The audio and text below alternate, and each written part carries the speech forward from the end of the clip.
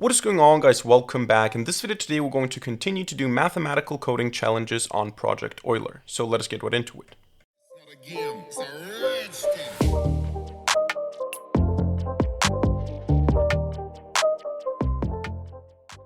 Alright, now for those of you who haven't watched the first part, Project Euler is basically a website similar to Code Wars or HackerRank, where you have these coding challenges, and they're most of the time very math focused, so it's all about numbers and sequences and factorization and so on. And we already did the first 10 problems. Now I'm going to continue, hopefully if it doesn't take too long, with problems 11 to 20.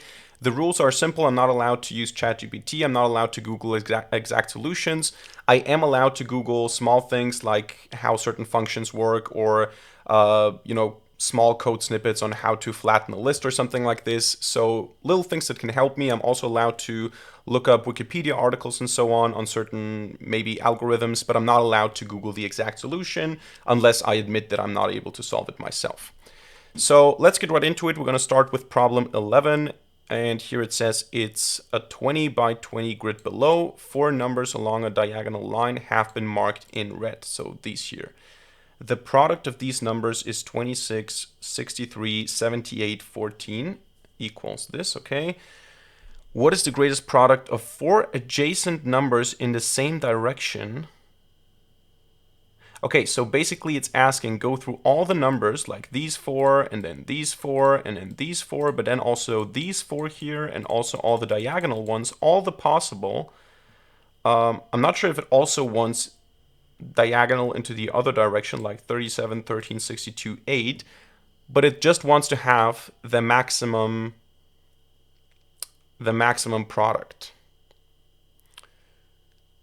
Now, as always, there is a brute force solution, right? So it's not too difficult to brute force the solution. I mean, at least logically. I'm not sure what the runtime complexity of this is, but basically you would go through all the numbers that are in a row, all the numbers that are in a column, all the numbers that are diagonal, and I think that this should be manageable computationally. So what I'm going to do now here is I'm going to go to my desktop, I'm going to make a directory Euler stuff, I'm going to go to Euler stuff, and I'm going to create a script here, 11.py, and here I'm going to say now, we somehow need to get this grid, so I'm going to just copy paste this as a string maybe. So let's say grid string is equal to a multi-line string of that. Actually, this should be quite easy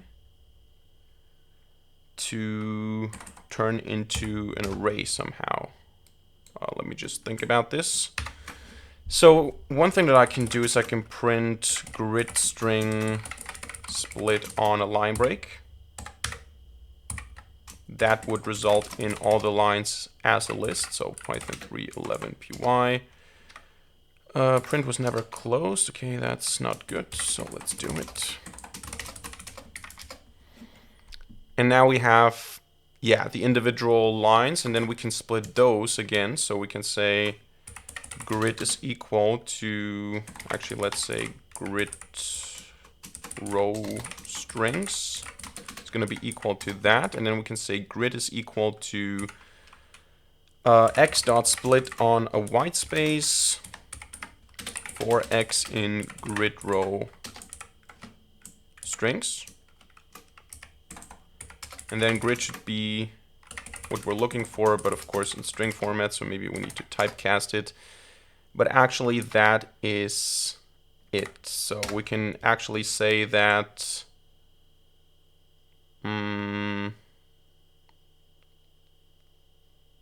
it should split. Then maybe let's say grid is equal to, what was it again? Maybe let me open up a second terminal here. I don't want to constantly have to go out of this. So let me just Python 3 11py. So we have a list of lists. So we can say here we want to have int x for x in y for y in grid. Does this make sense? I'm not sure. So let me see if that makes sense. Yeah, makes sense. Okay, so now we have this as a list. I would prefer this as a NumPy array. So let's say import NumPy as NP. And by the way, because I didn't mention it in the beginning, what's the value of watching this series? If what's the value of watching someone just solve challenges? Why not just solve it yourself? The goal of this series and also the Code Wars series is to show you my thought process, so I don't edit out any mistakes. I don't edit out any fails or any, when I give up. I just show you my raw thought process, how I solve problems or fail to solve problems, and I think that this can be useful, especially for new programmers. All right, so let's turn this into a NumPy array. Let's say NP array, just because it makes it easier to work with. Yeah, this is what I want. Okay, so what I can do now is I can just sum up all the pairs, or not pairs, but all the 4 adjacent elements row-wise. How would I do that? I would basically just say for each list, go through 4 elements, right? Or is there a simpler way? Now, is there something that I can say about... let me just think about this for a second. If I use something like a 4x4 grid, would that guarantee that if I look at a certain criterion here, is that maybe something that I can use to find promising grids of 4x4 size? Not sure.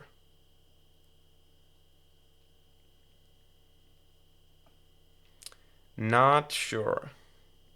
Now there's probably a fancy NumPy function that I can use. I'm not sure if I can find it by just looking into the documentation, but there's probably some fancy cumulative product with a certain stride and a certain window function in NumPy that I can use to do this efficiently. I'm not sure, but what I would do now is I would just go for it. So I would just say, actually I don't even need a NumPy array for this. Let's say just for the row sums, what I want to do is, let's say for an individual list, what would I do? If I have 1, 2, 3, 4, 5, 6, 7, 8 or something, what I would do is I would say that I want to do, if that's my list L, I want to go with L, certain index times L, this index plus 1, times L, this index plus 2, times L, this index plus 3. For I in range going from 0 to length of the list minus, I think, 3 or 4, not sure. Let's just see what happens here.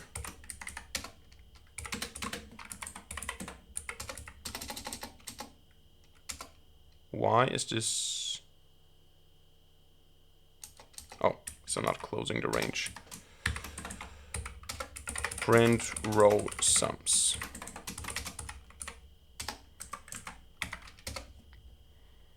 So that would give me 24 because it's 3 times 4. Yeah, this works. Okay, then 2 times 3 times 4 is still 24. Times 5 is 120. Okay, so this would give me that per row.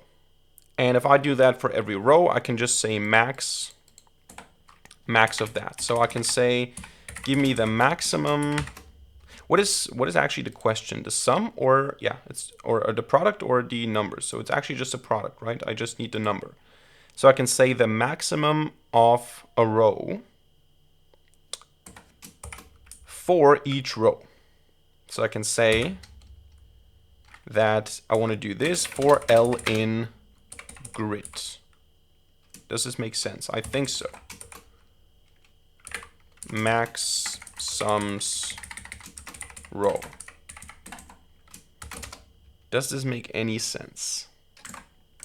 I think so, yes. Row sums is not defined. Where do I use row sums? Oh, here.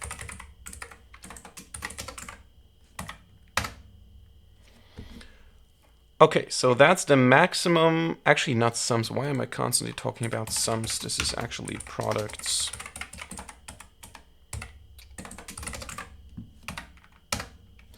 So,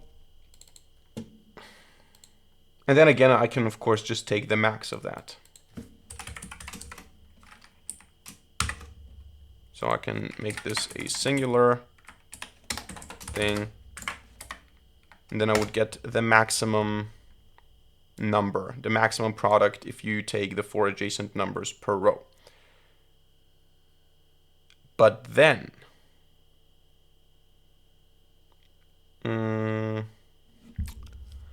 column-wise, I would do a similar thing, right? I would say max product column.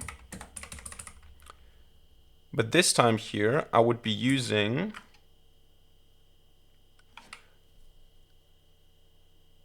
what would I be doing? I would be going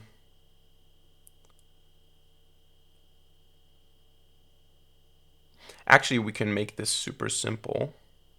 Does this work out of the box if I turn grid into a NumPy array first? I want to see if that still works, because that would make a lot of things easier. I could just do grid equals np array grid, and hopefully this still works. Yeah, okay, this still works. Since this still works, all I have to do is I have to say, I hope I'm not naive here, but I think all I have to do is I have to say grid t is equal to, or actually, I don't even have to do anything like that. I can just say grid.t. So I'm just transposing t. This doesn't work, right? Or is it the same? I don't think so. I mean, it could be, but I think that the difference is grid and grid t should be different. So yeah, they are different. So maybe the result is the same. Could be, not sure. So let's just leave it like this. But the tricky thing is now the diagonals. What do we do here? We go, how do we do that? We go through all the rows and all the columns. Let's see. If I say for I in range, or actually 0 up until length of grid -3, for j in range 0 length grid -3,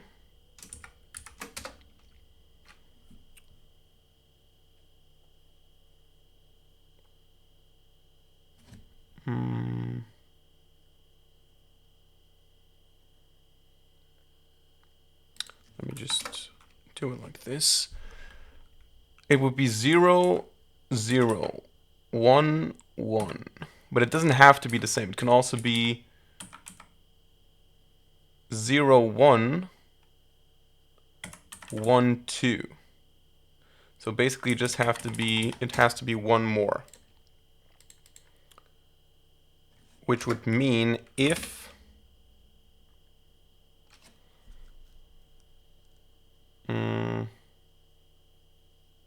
no, it doesn't make a lot of sense.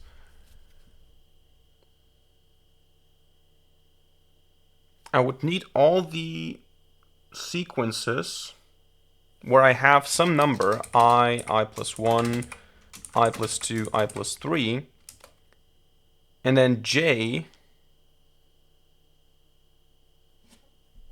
what has j to be? J has to also be increasing, obviously, so it still has to be j plus 1, j plus 2, j plus 3, because we're going down. But j has to have a property. J needs to be... Does j need to be anything? No, actually, I can pick any point as long as it's not too far to the edge, and then I just go like this. Yeah. Shouldn't this cover all of it? So wouldn't this just be, let's say max sum is 0, or still not sum, max product is 0, and then I say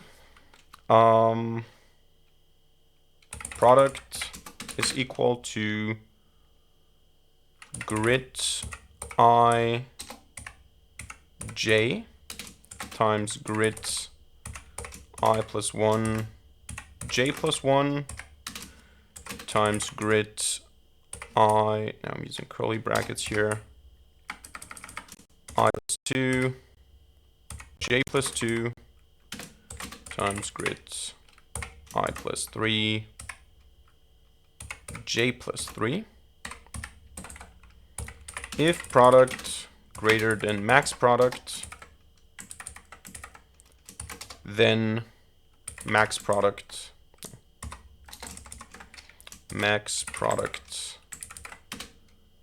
equals product. And then we print max product. Not sure. Okay, this is a problem. Invalid literal. Okay, this now happens already here. Oh, yeah, because this is a problem.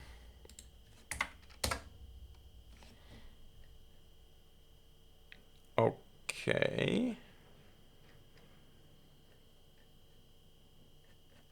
No, this is actually not what I'm looking for.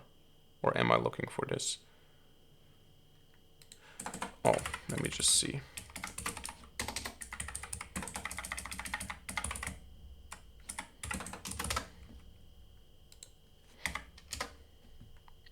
Okay. Ah, okay. I think I wasn't printing the column sum before. I think this was the problem.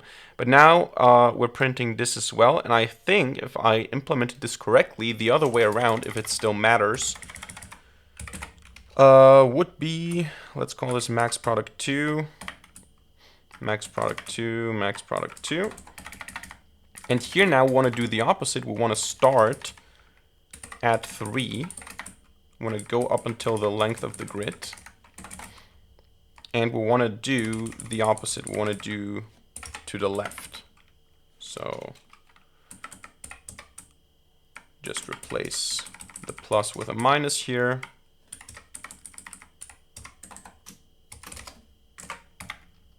And of course print the result in the end.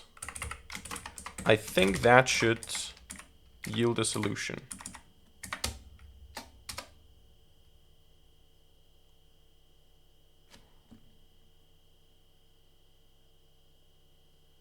I don't know if that's correct, but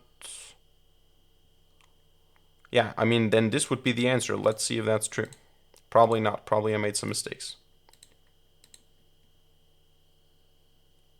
No.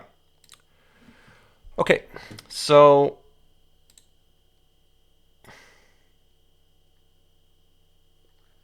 let's see what that would even be. So when I get the max product column, oh, actually I cannot print this here.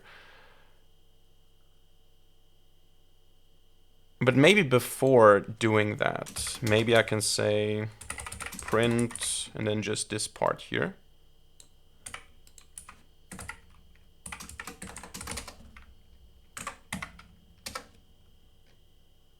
So that is at the top here. Which one is it actually? It's 512, so it's this one here, right? So it's not the last, not that before, so it's 1, 2, 3, 4, 5. So it's 1, 2, 3, 4, 5. It should be here somewhere. I assume probably this here. Is this correct? 63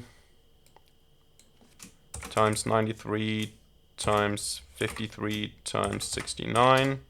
No, that's not it. I don't know though. Is this a correct calculation? No, actually we're doing this with columns. I forgot. So it's actually Sorry, it's 1, 2, 3, 4, 5. Should be here somewhere, so probably this here. This looks like it could result in a large number. So 66 times 91 times 88 times 97. Yeah, that's it. But that does not seem to be the best solution. Now let's read again what the task was about. What is the greatest product of four adjacent numbers in the same direction? Up, down, left, right. Yeah, I mean up, down, and left, right is the same, or diagonally.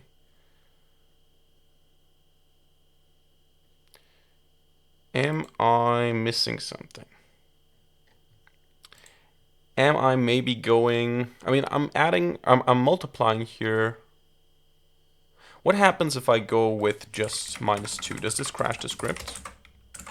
Because that could be a... Yeah, okay, this crashes the script.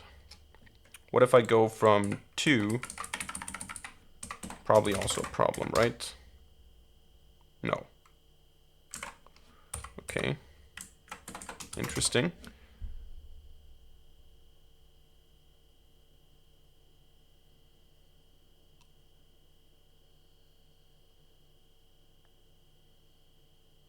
Why would that not be a problem? I don't get it.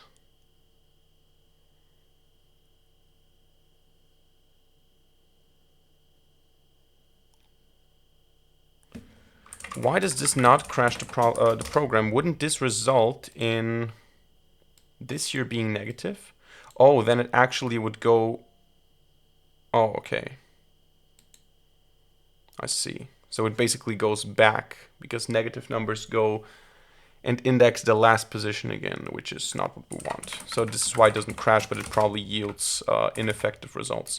Now, let me just see if this is actually... Does this make sense? Why is this...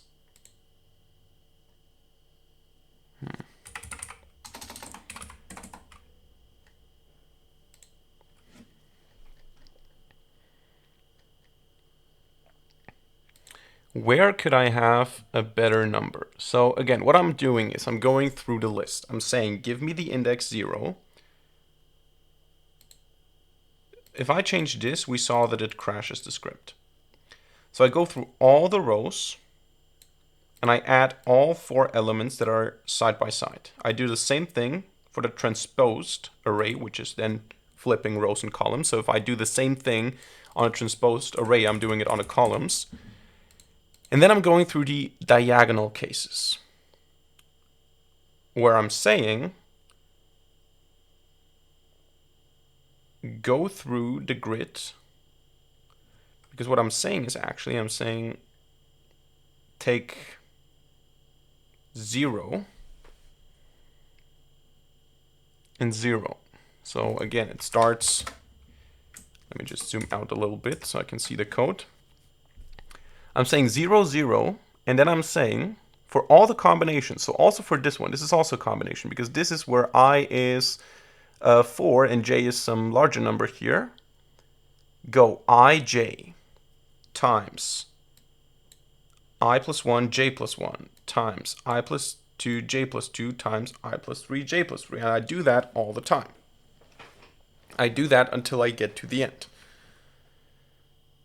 Until I get to a point where I have length of the grid -3. So it would be somewhere like here.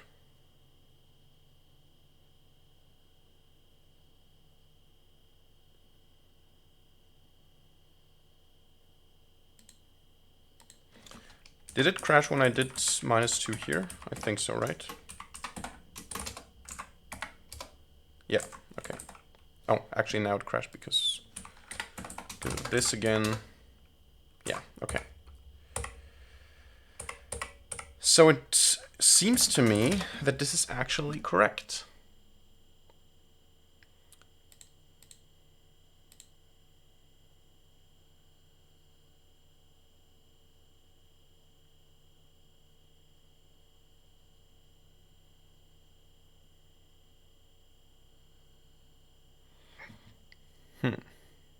I think we're not going to do 10 of these today. I think we're probably going to do 5, if even that's possible. So maybe we're going to do 2 or 3.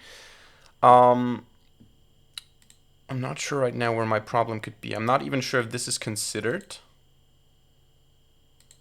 But actually, this is my max, right? I mean, maybe that's the problem. Maybe this isn't my max, but it should be my max, right?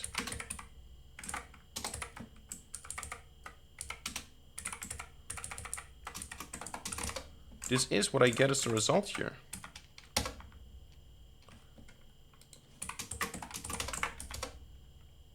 Yeah, I mean, this is the largest number.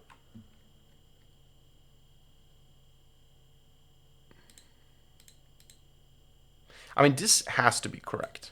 This also has to be correct. I'm just going through the columns and rows, and I'm multiplying all these things. So I think that the problem has to be with the diagonal numbers. Because we also saw that the product is a valid one. This is actually one I found. So it was 1, 2, 3, 4, 5. It was here somewhere. It's these four numbers here. So it is actually a valid solution.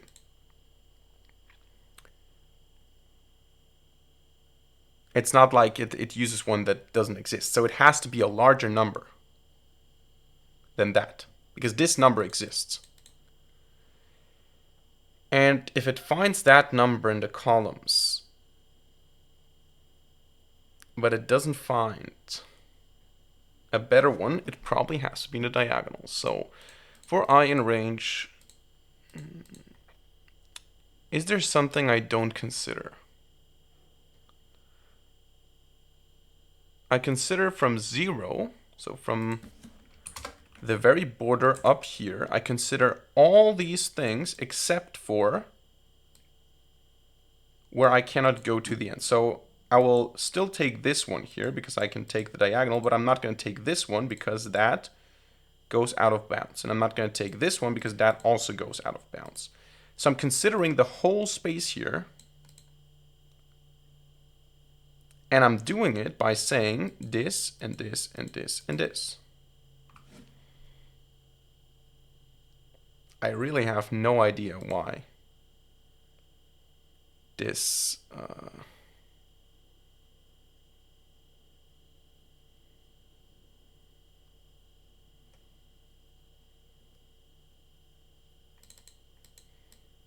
let's just see if I can find this one to see if the calculation is done correctly. I don't know what else to do. So if product is equal to, let's just see if we would find this one. 1788696. 1788696. If that's the case, print the calculation for me. Show me what you're doing actually. Just to see if we even get to this point, because if not, something is wrong with the calculation. I have this problem again.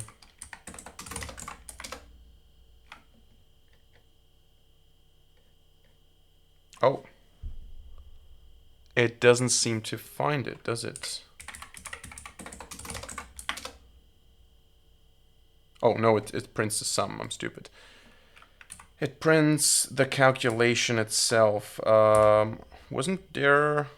What was the syntax? I forgot the syntax on how to output also what is happening. Or was this Python 12? I'm not sure. Wasn't it like equals or something?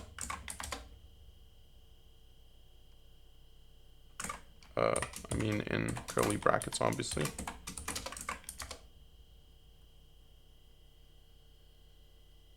No, I'm not sure. But I actually just wanted to print the numbers, so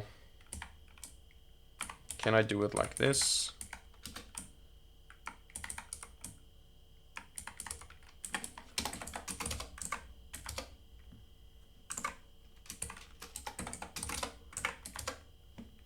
Yeah, okay, so it finds that. I'm really not sure why it doesn't find... Now, let me just try again and type in these things manually. So I'm going to put it on my second screen here. It's 51267,216. And it says no. Answer is incorrect. 484,77312 would be the other one, the second largest one. It's for the rows. No.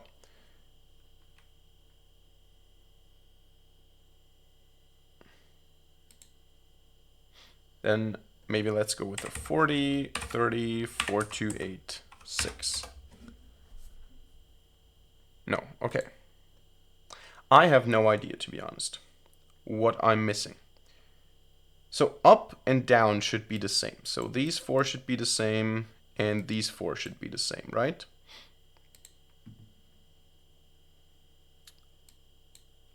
Or actually, what I meant is these 4 should be the same, and up in the up direction they should also be the same. Doesn't matter really, because it's, you know, it's a product. It's multiplication. Diagonally, we have this, and we have this. Maybe I'm missing the other direction somehow, because what I do here is I start somewhere, and I go oh my god. No. Is this the problem? This is the problem. Oh my god. No. Yeah. No. Wait. Yeah. I think that's the problem. I think that's the problem. Let me see if that's the problem, and then I'm going to explain what I think is the problem. Boy, that would be really...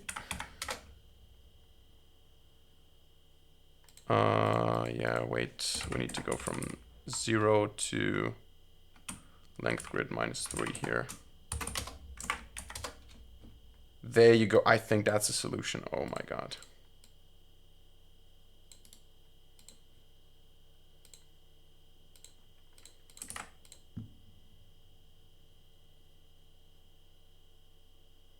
Oh boy. Okay. Super stupid mistake. What I was doing is I was going diagonally like this, which is correct. But then, in order to check the other direction, I was going up. I was basically doing the same thing instead of going like this, where I have to decrease on the x-axis, but I have to still increase on the y-axis. Super stupid mistake, but this was it. Okay, I'm happy that I didn't give up here. All right, boy, this takes way too much time here. All right, let's go to 12. If we list all the natural numbers below 10 that are multiples of 3 or 5, we get... Oh, this is problem 1. We already did that. What was the next one? 12. There you go. The sequence of triangle numbers is generated by adding the natural numbers. So the 7th triangle number would be 1 plus... Okay, yeah. It's basically like factorial, but with addition. First 10 terms would be...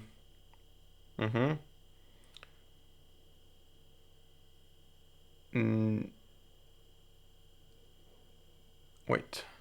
The first 10 terms...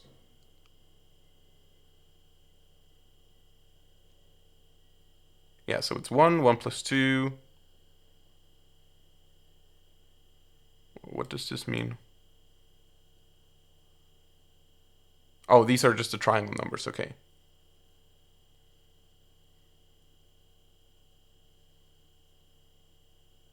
Okay, so we can see that the 28 is the first triangle number to have over 5 divisors. Yeah.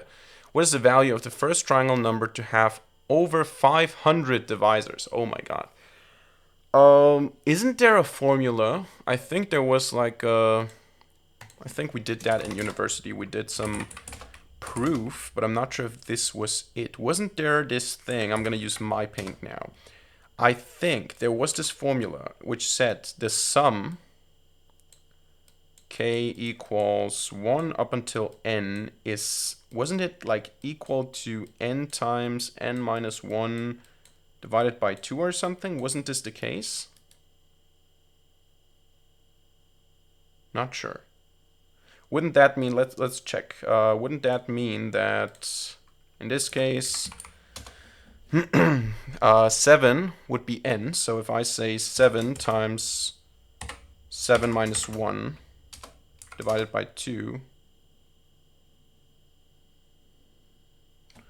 that is 1 below that. But I think it's correct, right? So if we say 8 minus 1, oh no, sorry, I think it was plus. That's why it didn't work. So I think it's 7 times 7 plus 1 divided by 2. There you go, okay. Now, can this formula help me? it's definitely better than iterating over this stuff. But how do I find the number of divisors?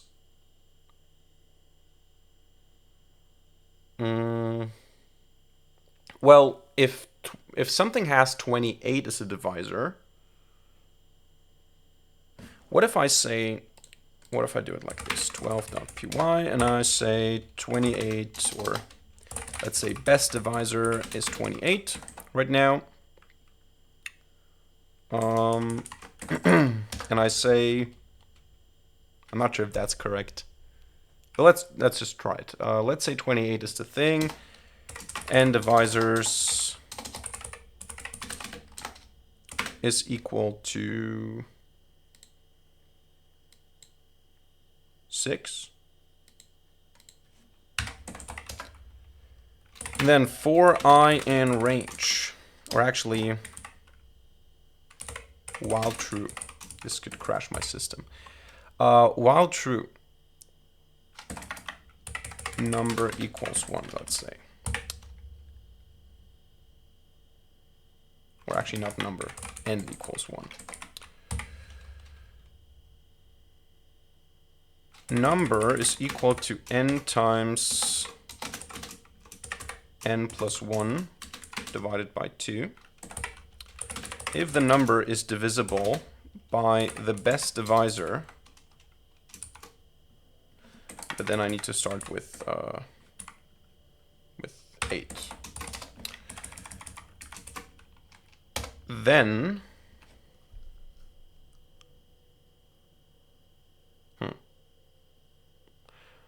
I don't think that this is gonna work. Or could it work? What's special about 28?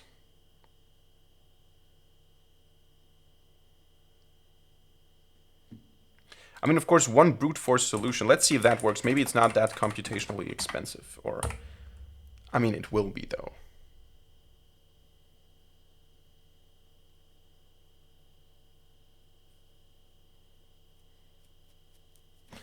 For I in range going from, I mean, this 1 counted as well?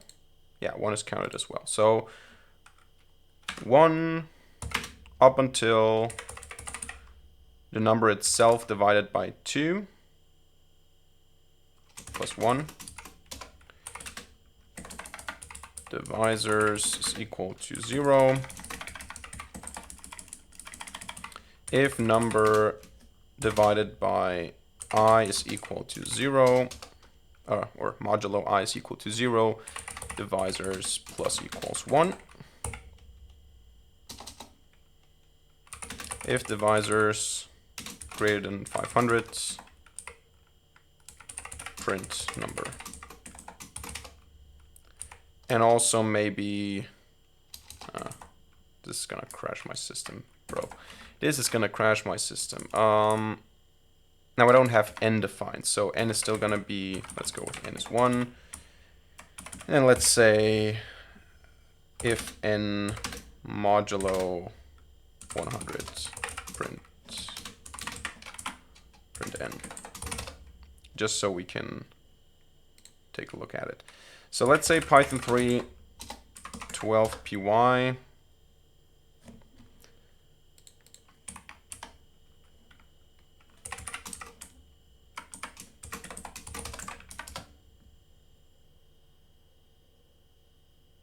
Yeah, this is not gonna work. This is not gonna work, I think. It doesn't even get to n is 100. Nah, this is... No, this is not gonna work.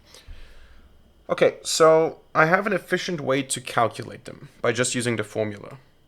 But I have no efficient way yet to find the number of divisors. I don't want to Google, even though I'm gonna probably do it if I don't find a solution. I want to know how to efficiently find how many divisors a number has. Is there a pattern I can see here? I mean, this is 1 plus 2 plus 3 plus 4 plus 5 plus 6. Okay, I found the pattern. No, this is actually just a... Oh, man. This is just a pattern for the number. This is, I already know how to calculate the number. Yeah, this is just the n times n plus 1 divided by 2 pattern. But how do I find the divisors? I have 1 here, 2 here. Let's maybe print the number of divisors. So let's say for each of them, print n, print a colon, or actually let's do it in f string here, as an f string here, n, and then divisors.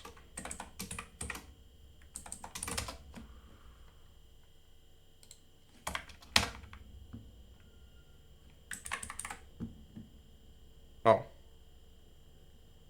Okay.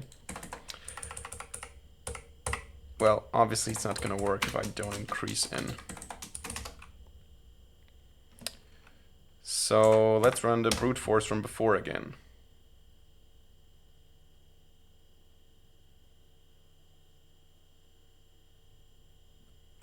Now let's also print the number of divisors. I'm curious to see how many we already have.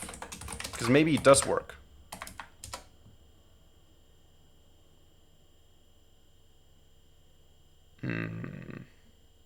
I mean, we could find it like this.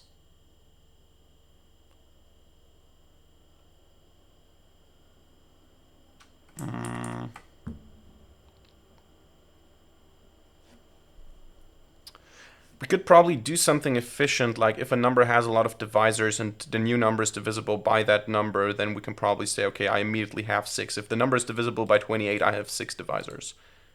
So maybe we can go top down. I can go from this to 1, and if I encounter a number that I already know has a lot of divisors, I can use that to speed up the process. But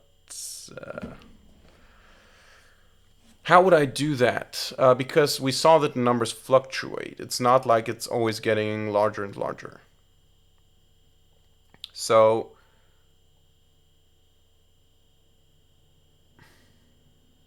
I don't know. I mean, we could keep track of the best divisor. We could say, I mean, this would make sense actually. So I just have to go. I can exit the loop earlier. I'm not sure if this makes sense. I might be doing something really stupid right now. But my idea is that I'm calculating the number, and then I'm saying the best divisor. You can say if divisors is greater than best divisor, then the best divisor is equal to divisors. No. If divisors is better than n divisors, best divisor is number, and n divisors is divisors. And if that's the case, I have my new best divisor, and here what I want to do is I want to go top down. I want to go from this to this with a step of -1. And I want to say if I is equal to, let's say if that's divisible, and if I is equal to best divisor, then I can say divisors plus equals n divisors. And then I have to break the loop. Or does this make sense? I have no idea if this makes sense. But wouldn't this be enough to say, all right, break, and otherwise just add +1? Not sure if I'm talking huge nonsense right now. Absolutely no idea. It's still very slow though.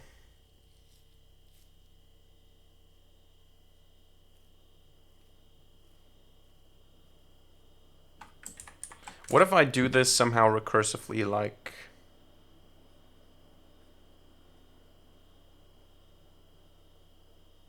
with caching.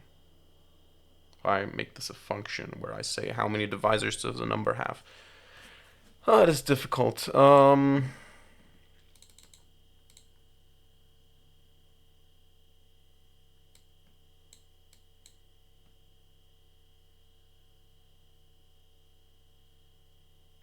I mean, it can't be super simple, can it? Can I have like some small expression where I put in a number n and I get how many divisors it has? I don't think so. It would be too simple.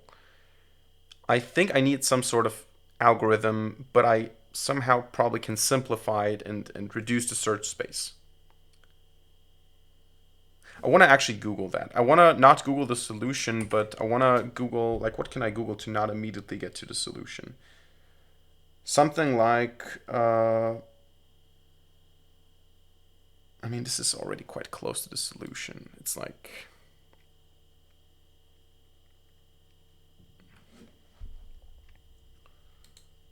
number of divisors, recursion, formula. Let's go. Maybe if you count this as a defeat, you can count it as a defeat. I want to know if there's at least a hint I can get.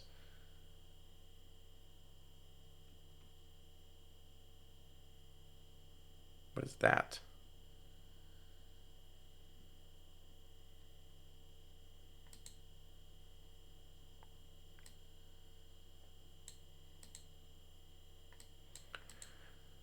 In mathematics, specifically in number theory, a divisor function is an arithmetic function related to divisor of an integer. Sum of positive divisors function for a real complex number z is defined as the sum of the z powers of positive. What?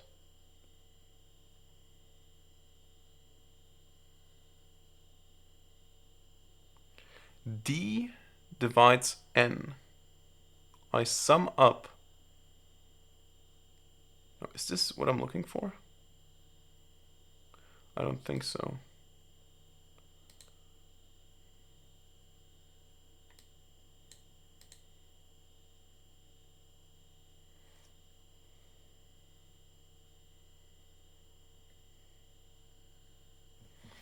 Suppose you wish to have, or you wish to find the number of divisors of 48. Starting with 1, we can work through a set of natural numbers. Yes.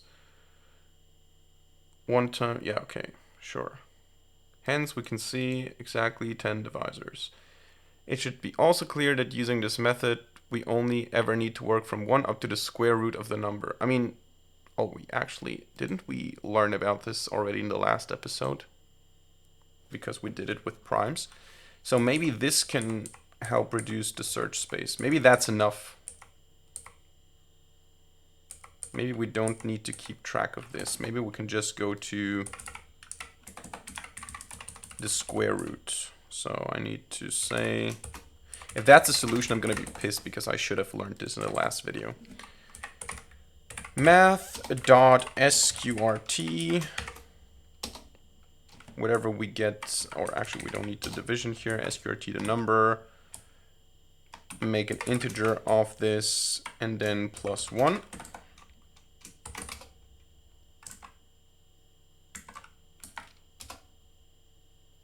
Oh. This is way faster, but probably still not fast enough. It's much, much faster. Yeah, but I'm not sure. Let's think about this, or let's read further. Although this method is quick and easy with small numbers, it's tedious and impractical for larger numbers. Yes, this is what we saw right now. Fortunately, there's a quick and accurate method using the divisor or tau function, whatever you want to, or however this is pronounced. Let dn be the number of divisors. We begin by writing the number as a product of prime factors. Okay, there you go again, with prime factors. Then the number of divisors dn is equal to a plus 1, b plus 1, c plus 1. To prove this, we consider numbers of the form n equals p to the power of a. The divisors are. Okay.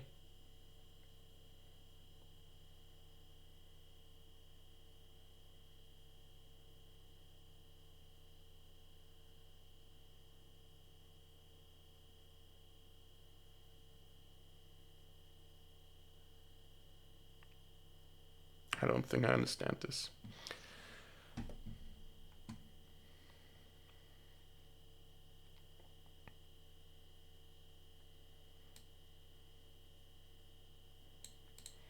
We begin by writing the number as a product of prime factors. So these are primes, I think.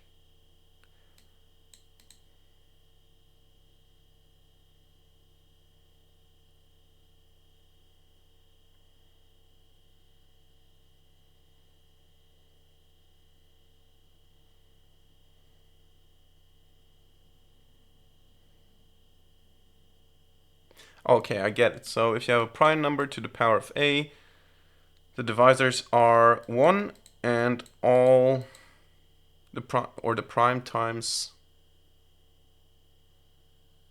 Yeah. Does this make sense? I think so, yeah, because you can define, you can divide by p and p squared and so on, because as long as it's less than a. Got it. Okay, I understand this part. Now consider we have 2 primes. Then the divisors would be... Okay, so basically we just have to do prime factorization.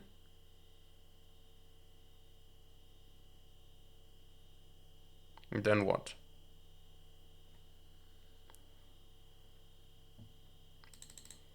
A plus 1, B plus 1. Should be clear how this can be extended for...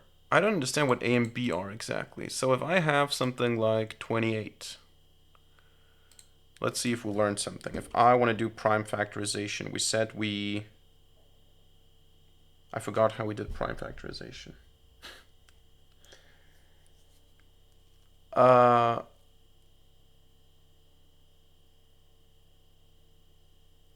did we do the prime factorization last time? This is, now you see I didn't learn anything. Let's say prime.py. If I have a number 28, and I have a function is prime,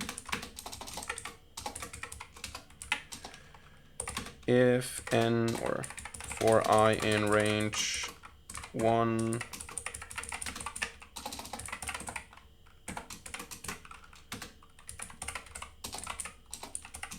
sqrt_n,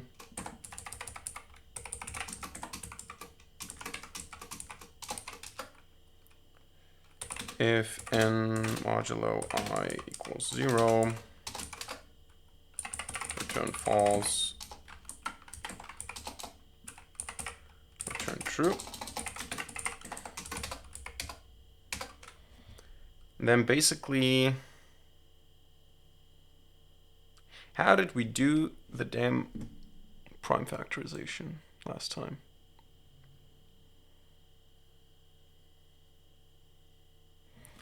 Wasn't it like dividing by the largest prime? Or was it just dividing by primes in general? I mean, wouldn't it be just... If we divide it by 2, then we have 14. So if I divide it by 2, I have 14. I can divide 14 again by 2. That was not how we did it. Or was it? Not sure. I mean, what kind of divisors do we even have? We have 7. 7 is a prime. If I divide it by 7, I get 4. 7 and 4, I get 2. Then I get 2 again. So actually it would be 7 to the power of 1 times 2 to the power of 2.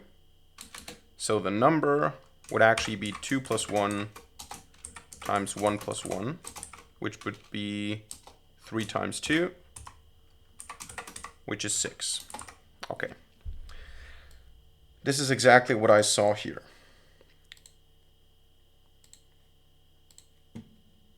So this is correct. So I just have to know which prime factors it contains and how many times.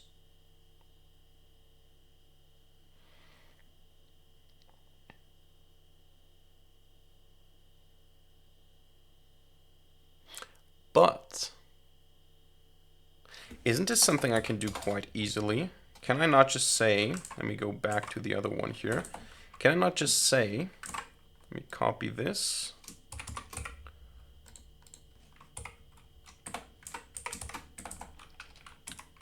Is prime. And then I can say for all the numbers up until this, if is prime I. Actually, am I not making this more complex? How did I do it the last time? Let me just look at something here on my second screen. I need to find a directory. So if I go and say fuzzy finder Euler, there you go, stuff project Euler. So it's stuff project Euler. Okay, so here I have the solutions from last time. What did we do last time for the prime factorization?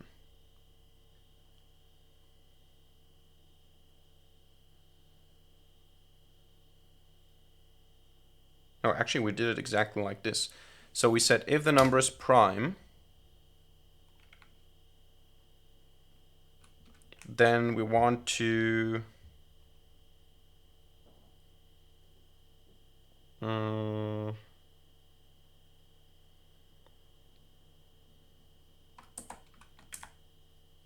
actually only if the number is divisible. So if the number is divisible by I, if I is prime, then what I want to do is I want to say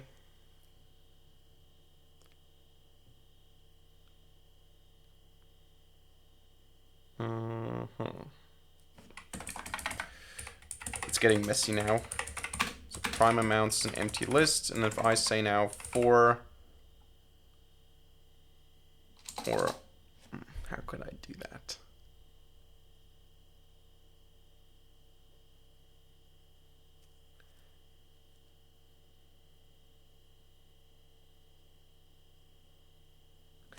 Well, I wouldn't need the divisors then, because I'm not counting them anymore.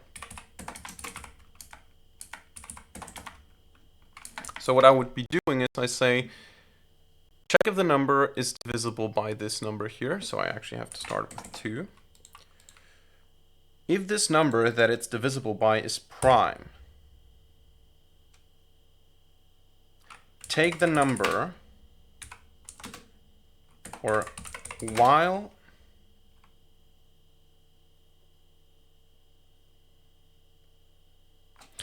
the number is divisible by this prime, set the number equal to, or divide the number by the prime, and say prime amounts, actually let's make this a dictionary, prime amounts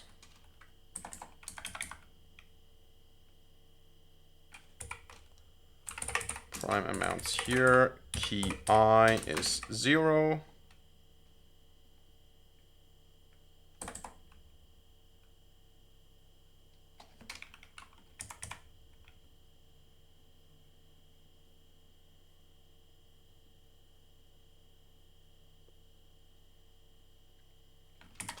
prime amounts I plus equals 1. Not sure if that makes any sense.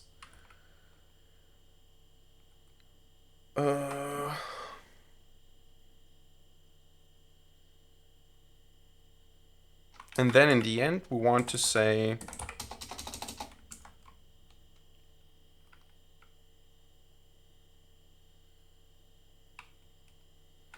Actually, let's just print the prime amounts and see if this actually works.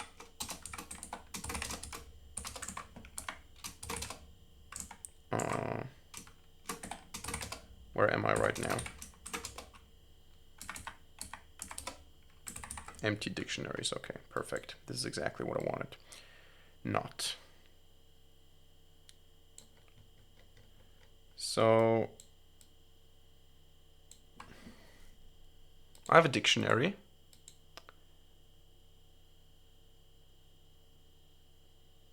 I get the number. I ask, is the number divisible by this number?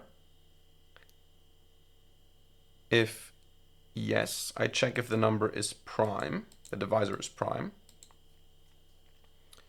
If that's the case, I set this to 0. Now, it seems that I'm not getting here, which is interesting. I don't know why, really.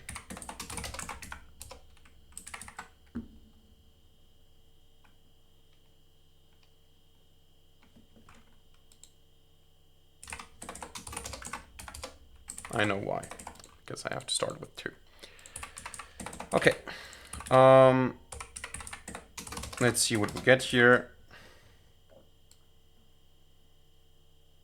Actually, I want to also print the number, or actually n. So n7 should be 28. And I get 2 times 2. But it doesn't find the 7. That's also part of this. Which is a problem. Why doesn't it find it? It should find it though, right?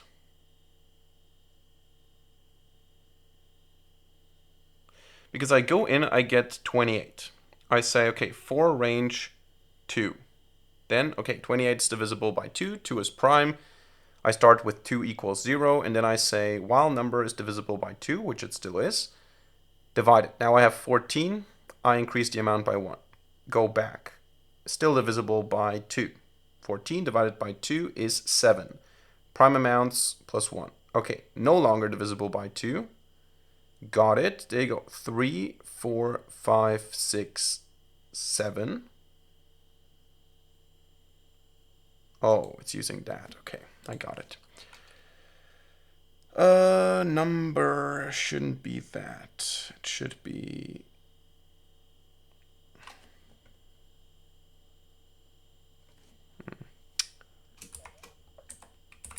Maybe we should just put in here n times n plus 1 divided. Okay, this is getting messy. Let's do it. Let's say original number.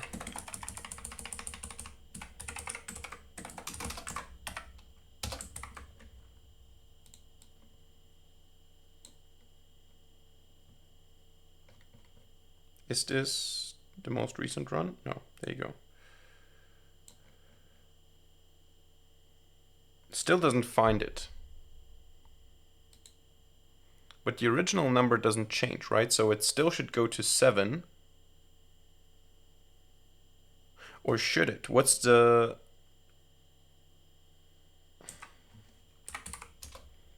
square root of 28?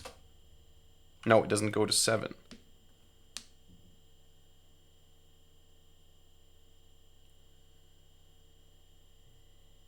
I thought I just have to check up until... Did I misunderstand this?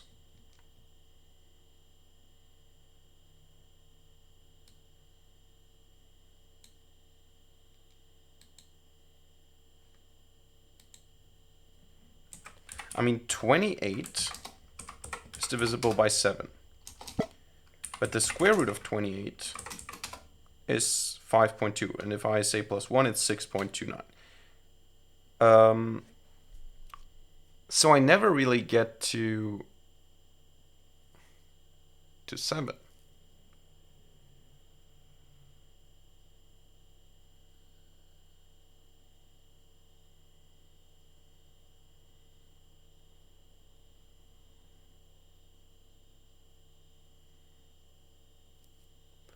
Why is that?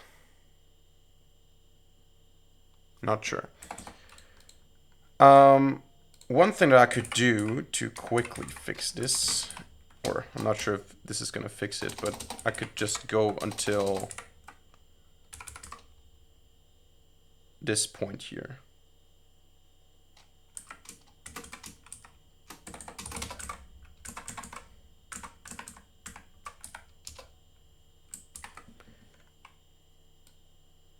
It's way slower.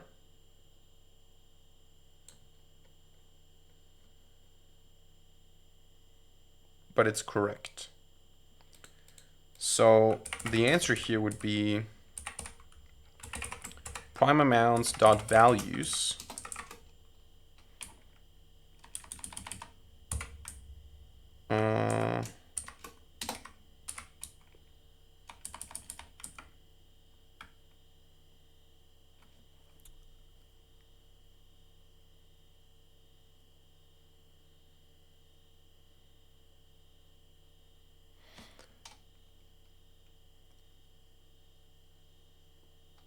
it was x plus 1 for x in prime amount values. And then we need to use reduce, I think.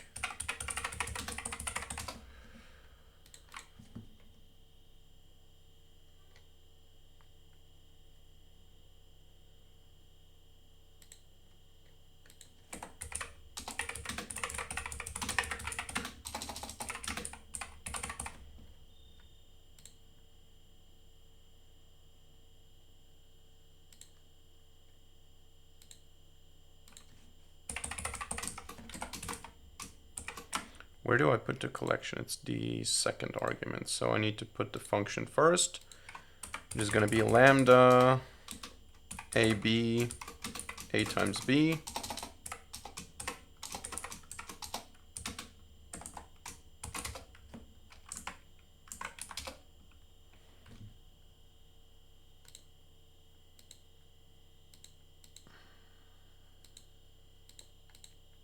Why is this a problem?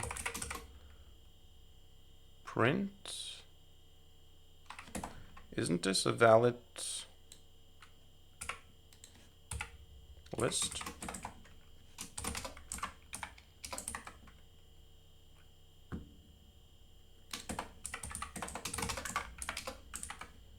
Okay, in the beginning it could happen. So let's say if length of x, or length of this is larger than 2, print this. So for 7,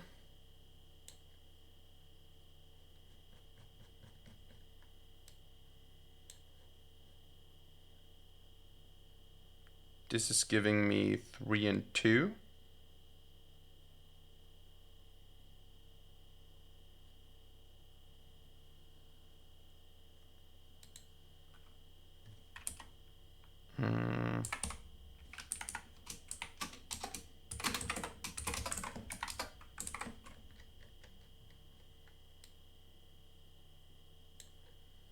Yeah, for 7 I get 6. Okay.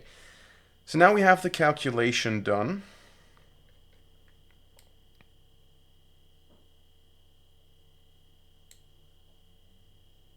But it's quite slow. So that is actually the final result. So this thing here is the divisor's result.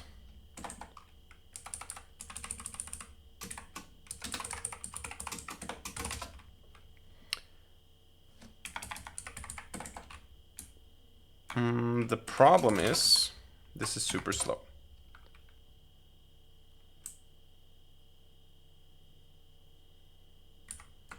And if I don't check this far, for some reason it doesn't find the number. Now I want to do something here. Again, if you consider that failing, I want to do something which is actually not, I wouldn't say it's against the rules, but I said I'm not going to use ChatGPT. I don't want to use ChatGPT for the problem solving. I want to ask ChatGPT a theoretical question here. I want to ask, when I check if a number is divisible by, or when I want to check if a number is divisible, or let's say it's a prime, I read that I only have to check up until its square root. Oh, because probably, okay, if it's prime, yeah, because I already see it's not prime when I divide by 2, but it's not enough to check for all the divisors. Okay. When I want to find divisors of a number, I read that I have to check up until the square root. But for 28, 7 is a divisor, and it is past the square root of around, what was it, 5.2. Let's see what it says. The principle, there you go.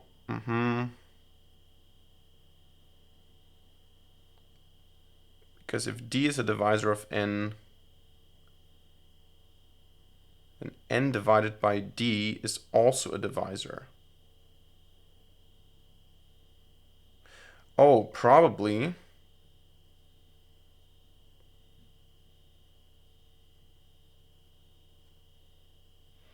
I think what we could do here is we could go back to this, but say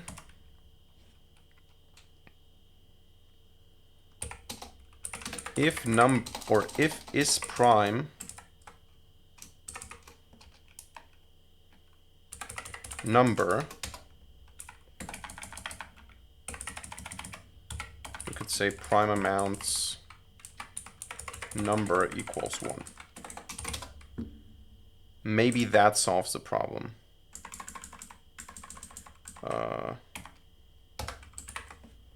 Let's see if that works. Seems to work. Not sure. Let's see. If divisors greater than 500, print number.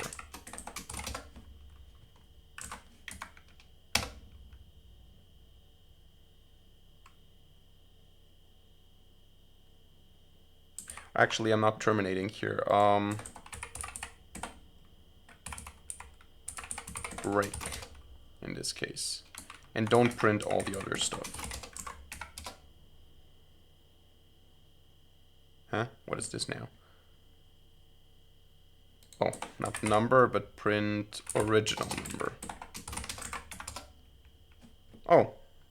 Okay, that is now correct. That would be great. So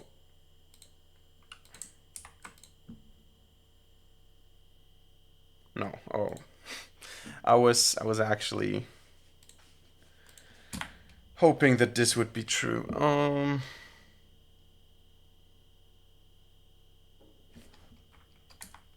Okay, this is now unfortunate. Let's print this one here again. I want to see if it always gives me the correct value. So I do get 4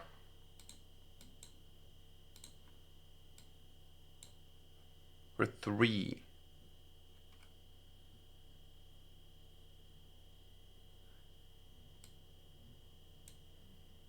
I mean, 3 is actually this one here, right? Yeah, so we get 4, 4, 4, 6. And then the next one is 18. Is that true? Is it true that the number after that, which is... What is the number? To be honest, this format here is more like a studying session than a coding session. It's more like learning math, and you can watch me do it. So if I have 8 times 8 plus 1 divided by 2, that's 36. 36 doesn't have 18 divisors, does it? I mean, it could have it. Let's ask ChatGPT. Again, I don't consider this cheating because I'm not really asking for a solution. How many divisors does 36 have?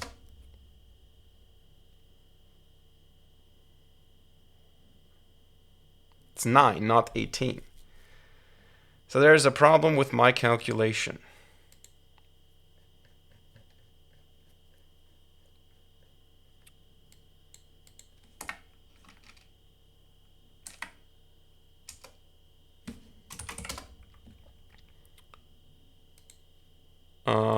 Oh, I think one of the problems could be that I'm setting this here, but I'm not dividing it. Is that the problem? Number has to be divided by number. So number actually has to be 1 afterwards.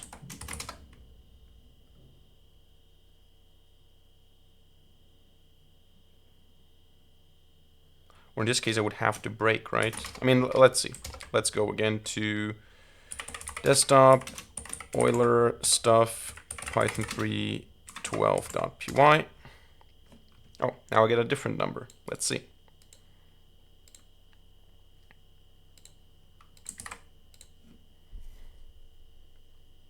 Still wrong. Oh, man. Okay, let's go up and see if the numbers are correct this time. I get 18. I still get 1848. Why is that? Let's think about this.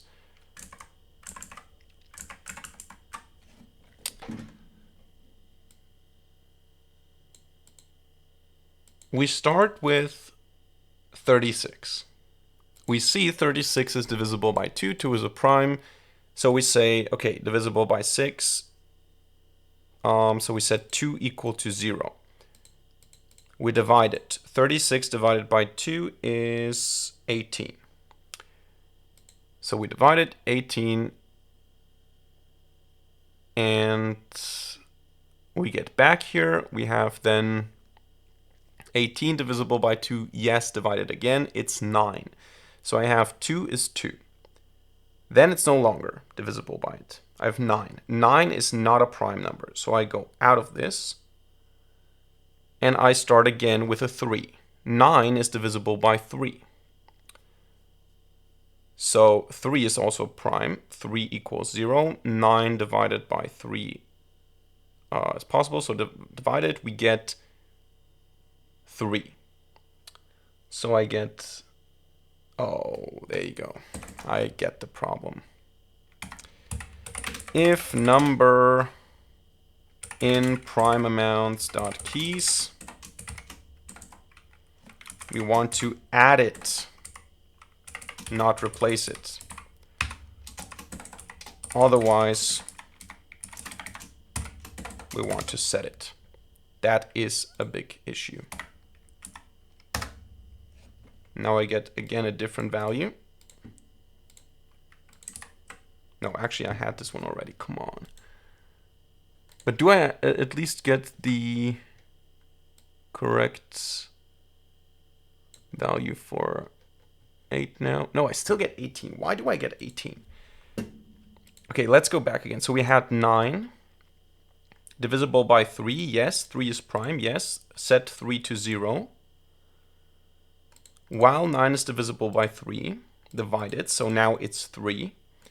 And add 1 to it.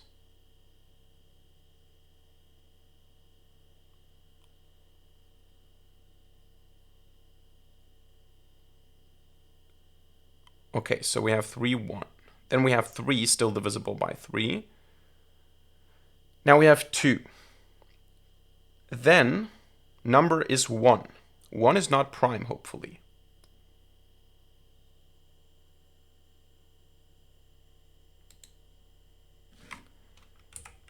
If n equals 1, return false.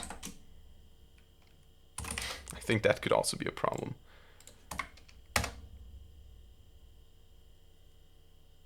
Okay, we get a new number.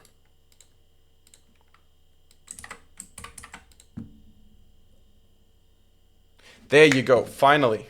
There you go. Okay. So this was super interesting. This was my favorite one until now. This is super interesting. So what I learned here, and I'm probably going to forget it for the next time, is it's only enough to check up until the square root if you're considering that the result in the end is going to be a prime, and it's also, of course, divisible by itself, so that's important. But it's still enough to check. You just have to then understand that the remaining number is also prime and add it. So you just get the prime factors. You count how many times the individual prime factors occur. It doesn't matter which one they are, but you get the prime factors. You count how many times they divide the number. And then you add +1 to all of them and you multiply them together to get the result. Super interesting. Super interesting. I didn't solve it myself completely. I used ChatGPT. But let's go and see what the PDF says actually. So let's go to desktop.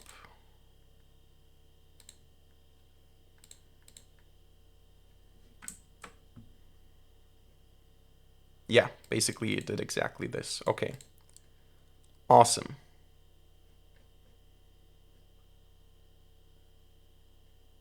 Okay, this was a super interesting one.